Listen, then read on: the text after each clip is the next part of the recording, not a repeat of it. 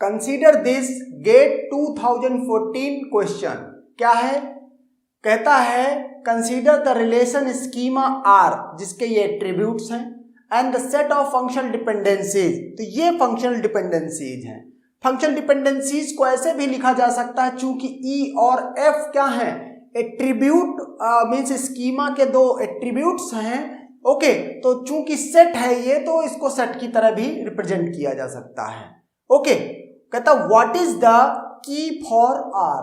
तो आप क्या करोगे? सिंपल अपना कॉन्सेप्ट है कि एक काम तो ये कर सकते हो कि इंडिविजुअल जो भी ये ऑप्शंस हैं सबका क्लोजर ऑफ एट्रीब्यूट सेट निकाल दो। ओके, लेकिन यहां पर थोड़ा इश्यू है क्योंकि लेंथ चेंज है सबकी। इसकी लेंथ 2 है, इसकी 3 है, इसकी 1 है, इसकी कहीं ऐसा हुआ कि पता चला EF से उसका ये R के EF का क्लोजर R के इक्विवेलेंट आ गया और E का भी क्लोजर R के इक्विवेलेंट आ गया, EFH का भी क्लोजर R के इक्विवेलेंट आ गया।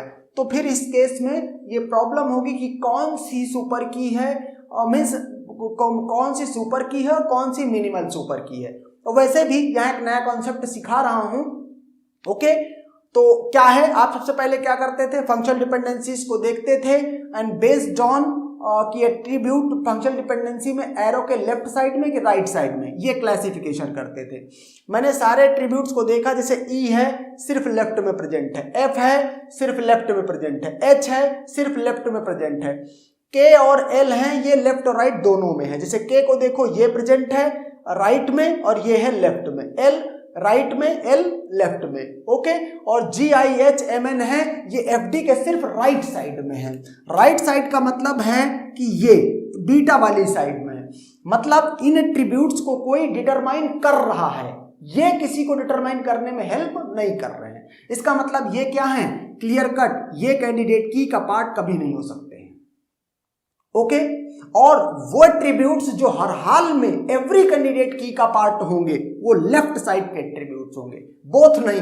बोथ के बारे में गारंटी नहीं ले सकते आप, लेकिन ये वो एट्रीब्यूट्स हैं लेफ्ट हैंड साइड के कि चूंकि इनको कोई नहीं डिटरमाइन कर रहा है। बोथ वाले में K और L को कोई तो डिटरमाइन कर रहा है, तभी ये बोथ साइड में है।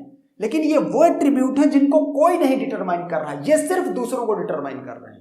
एंड देयरफॉर ये किसी भी कैंडिडेट की में मिलेंगे ही मिलेंगे। लेफ्ट साइड के एट्रीब्यूट्स हमेशा हर कैंडिडेट की में मिलेंगे, कोई सा भी प्रॉब्लम। ओके, तो पहले तो सुपर की के लिए अगर देखें तो लेफ्ट और बोथ को मैंने मिला के कर दिया, तो ये सुपर की हो गई। दूसरा ये नोट क्या लिखा है? Every candidate key of R must contain left side attributes. इसका मतलब ये हुआ कि कैंडिडेट की कुछ भी हो उसमें E, F और H ये एट्रीब्यूट्स तो होंगे ही होंगे। ओके, सबसे पहले मैं क्या करूंगा? इसका क्लोजर लूंगा। कहीं ऐसा तो नहीं कि यही पूरे R को डिटरमाइन कर ले रहे हैं।